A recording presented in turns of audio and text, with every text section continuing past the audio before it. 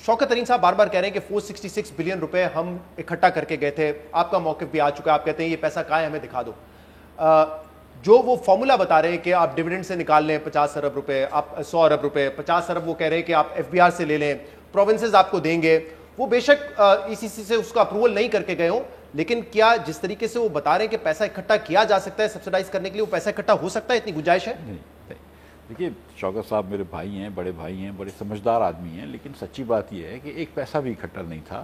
اور نہ صرف کہ دیکھیں آپ اس طرح سوچیں کہ جو پرائمری ڈیفیسٹ 25 ارب کا آپ نے آئی ایم ایف کو کہا تھا, معاہدہ کیا تھا, جو بات کی تھی کہ 25 ارب کا پرائمری ڈیفیسٹ ہوگا, وہ تو 1330 ارب روپے 1332 ارب پہ کھڑا تھا جس دن میں وزیر بنا تھا. اس سے ایک دن پہلے مجھے جو پریزنٹیشن دی تھی جو شوکت ترین صاحب کو بھی دی گئی تھی وہ 1332 ارب روپے کی ہے. تو اس میں کیسی گنجائش نکل سکتی ہے کہ اگر آپ نے 400 کہیں چھوڑے تھے تو وہ 1332 کی طرف لگ جاتے. نمبر ایک تو ویسے بھی آپ پھر بھی 25 پہ نہیں پہنچتے. نمبر دو, آپ نے کہا کہ صوبے سے ہم 150 ارب روپے لے لیں گے مثال پہ. کیا صوبوں نے آپ کو کہا کہ ہم کریں گے؟ کیونکہ آپ نے 500 ارب روپے صوبے کے سرپلس میں بھی لکھے تھے. آپ نے کہا کہ 50 ارب روپے ہم ڈیویڈنڈ کے لے لیں گے, تو ڈیویڈنڈ تو ویسے ہی مل رہا تھا. کیا شوکت ترین صاحب کے کہنے سے کیا کمپنیوں کے پروفٹس بڑھ گئے؟ کیا ان کے ڈیویڈنڈ بڑھ گئے؟ لیکن یہ باتیں کرنے کی اگر یہ اتنا آسان ہوتا, میں آپ کو سچ بتا رہا ہوں کہ یہ اسکیم شوکت ترین صاحب نے شروع نہیں کری تھی, یہ وزیر اعظم کے ہاؤس سے ایک جوائنٹ سیکرٹری آ کے, ایڈیشنل سیکرٹری آ کے اسکیم شروع کر گئے تھے. اگر یہ اتنا آسان ہوتا تو شوکت صاحب یہ ای سی سی سے پاس کر لیتے, بڑا اچھی بات ہو جاتی نا.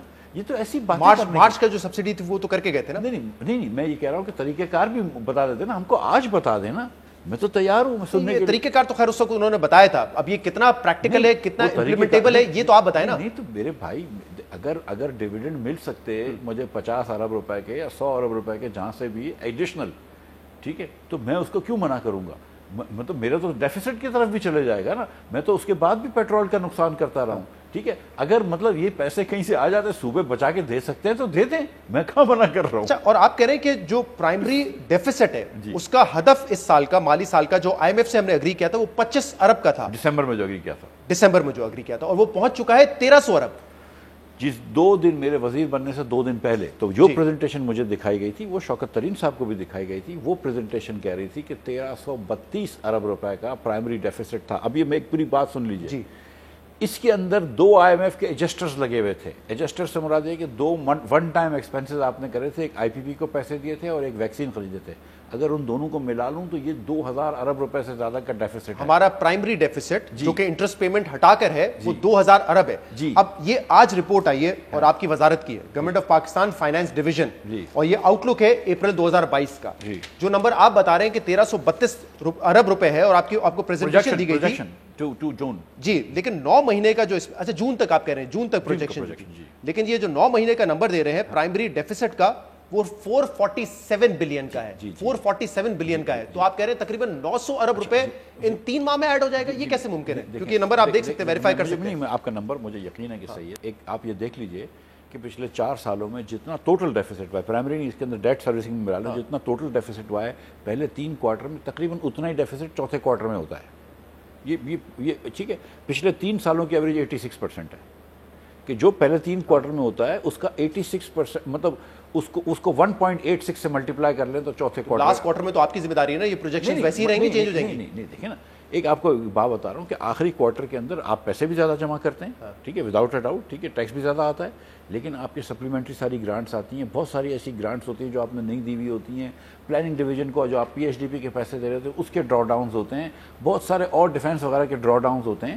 تو یہ بات تو طے ہے, یہ تو آپ ہسٹوریکل فیکٹس دیکھ سکتے ہیں. یہ 447 بلین کا جو 9 ماہ کے اندر پرائمری ڈیفیسٹ ہے, یہ آپ کو پروجیکشنز دی گئی ہیں کہ 1332 ارب روپے تک پہنچ جائے گا.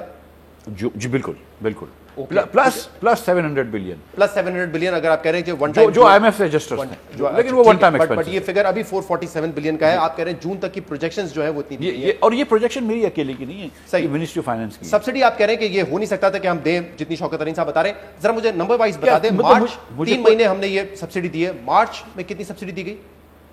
مارچ اور اپریل کی ملا کے 100 ارب روپے, 30 بلین مارچ کی ہے اور تقریباً 70 سے 75 بلین اپریل کی ہے, اور مئی کے مہینے میں تقریباً 120 ارب روپے کی سبسڈی دی جائے گی. نہیں 55 اور 62 تو 112 ارب روپے 112 ارب روپے کی مئی میں دی جائے گی. اس میں 55 میں کچھ 9 ارب روپے پچھلے تھے جو کہ کم ہو گئے تھے, تو آپ سمجھ لیجئے کہ 103 ارب روپے ابھی کے ہیں اور 9 ارب اور جوڑ لیجئے. تقریباً یہ بنتے ہیں 230 سے 250 ارب روپے کے درمیان ہم نے یہ سبسڈی دی ہے.